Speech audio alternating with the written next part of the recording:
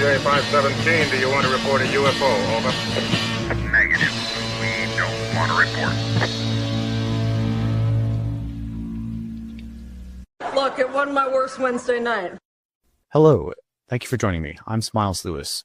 Welcome to an edition of Anomaly Now and Then for August 29th, 2025. This is an irregularly unscheduled program, and we just wanted to bring your attention to something very interesting and important that we've been sitting on for about a week or two or three or longer. There is some big, interesting news in the world of UFO research and the possibility of uncovering new evidence that has been long hidden away, kept from the public, except for a few viewers here and there. We are, of course, speaking of the legendary research of Ray Stanford. Ray Stanford is legendary, infamous, a fantastically interesting character in the long history of modern ufology. Sadly, he passed away just a couple of months ago in June of 2025. And of course, many people have been concerned about the status of his archives and his research materials, but particularly all the hundreds of photographs and many films taken with old style film cameras, allegedly of UFOs. This has been a point of contention for many years because this material has never really seen the light of day as much as people have wanted it to. But you can find out more about Ray Stanford by going to anomalyarchives.org and looking for our Ray Stanford page. You can see images of it here. We're just wanted to update you on this amazing situation. We were recently informed by our good friend Chris Lambright, who is the author of X Descending and was a longtime friend of Ray Stanford's, as well as Paul Benowitz. And that friendship is what led him to write his book called X Descending: Two Startling Films, and the facts behind them reveal once and for all the existence of an incredible technology behind the UFO phenomenon. And yes, you can go to our Anomaly Archives page for Christian Lambright and find out information about that. But at the tops of both of these pages, you will see this recently added link for Ray and all of us. Fundraiser by Chris Lambright to digitize Ray Stanford's archives, which links over to spotfund.com. And yes, as we mentioned, you can go to xdeskpublishing.com, which is Chris Lambright's website for his book, X Descending, and learn more about him and his long history of interest in the UFO phenomena. And you can purchase his book there. But the big news is, yes, there is now a fundraiser to preserve Ray Stanford's UFO evidence, long sought after. And you can go over to the spotfund.com page for that, linked in the show notes here, as well as on the pages at Anomaly Archives for Chris Lambert's page, as well as Ray Stanford's page. He is seeking about $10,000 to fund the digitization, the cataloging and digitization of these materials that are remaining. As Chris says here, for Ray and all of us, Ray Dene Stanford, a most extraordinary individual, passed away on June 14, 2025 at the age of 86.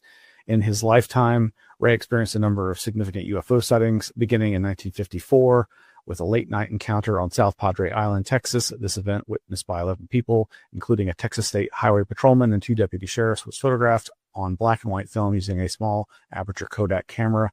The brilliant dome disc changed from an orange amber color to a much brighter Kelly green as it passed overhead at high speed. This encounter was later featured on the cover of Fate magazine for May 1956. And one of the most interesting things noted to note in this announcement is almost exactly 1 year before Ray passed away, a respected aerospace engineer sought him out, and they began work on a book centered on one of Ray's most profound films. This film was successfully authenticated and digitized, and soon after, I was asked to assist them. There's a lot more to the backstory of this, and I would encourage you to at least go and read over this fundraiser and perhaps consider donating to Chris's efforts. I think this is a worthy cause. Others like researchers Martin Willis and James Klotz have already donated.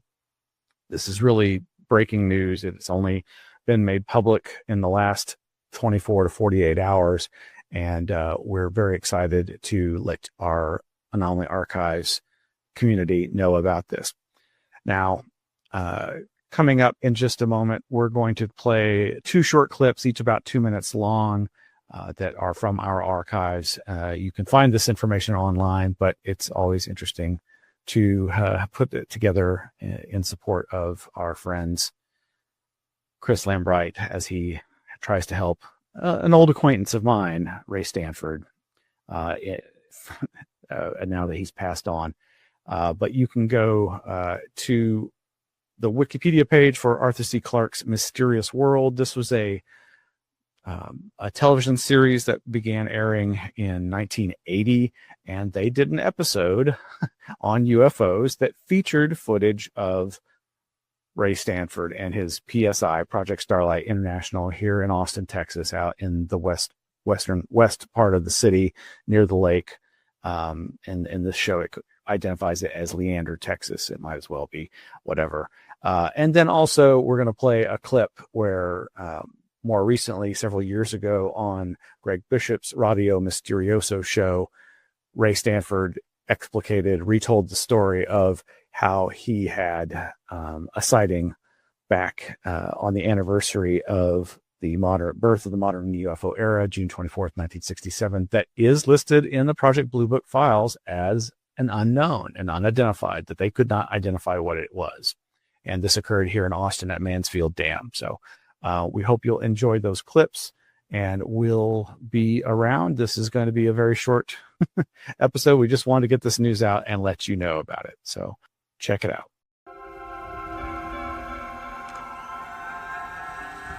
Trying to trap a UFO is now big business. In the scrubland of Texas, Ray Stanford heads Project Starlight International with $1 million worth of equipment. The laser is to signal to spaceships his goggles in case they answer back. The aim is to use the highest technology to establish beyond doubt that craft from other times or worlds are visiting the Earth. Centerpiece of Project Starlight's armory is a computer to monitor UFO activities in the area. When if this line doesn't begin to show up, I'll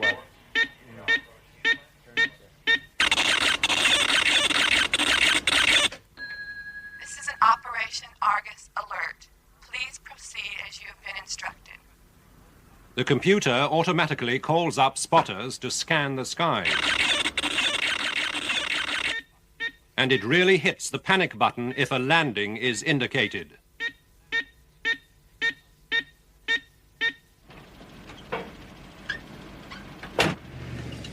With techniques like these, Stanford hopes to add to the evidence he's already amassed.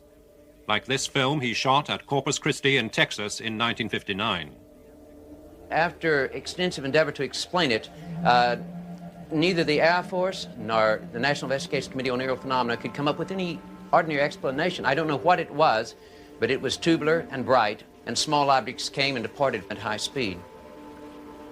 We have motion picture films, magnetometer recordings, sound recordings, and a whole variety of data that begin to make us think that UFOs are technological, that they're really not something natural after all, but something not only technological, but highly sophisticated and capable of speeds and accelerations far beyond anything that we've ever dreamed of. In fact, we've really been surprised at how fast these things can move that we've tracked. And frankly, I would say that they simply don't originate on the Earth, at least any place on the Earth that I know of.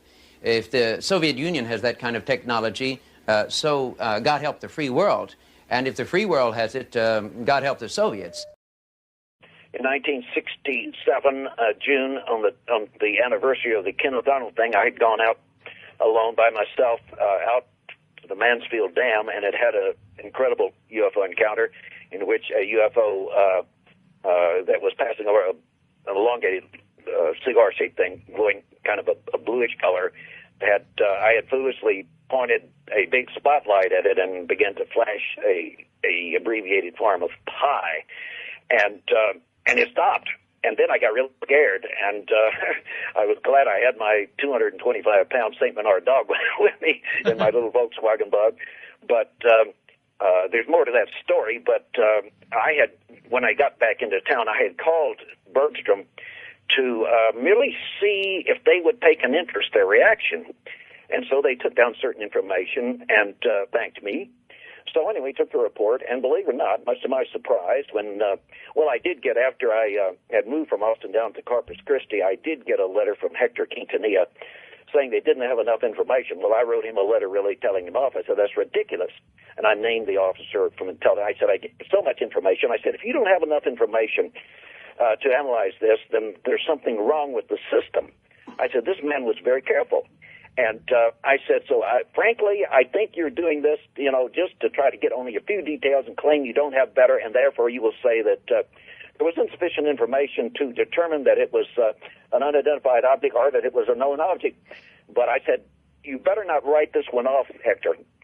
I put that in the letter. And sure enough, when the Blue Book Files came out, you'll see that for Austin, they listed it as Austin, Texas. That's the nearest main known place to Mansfield Dam, which is out west of Austin in the hill country. They listed as a true unidentified.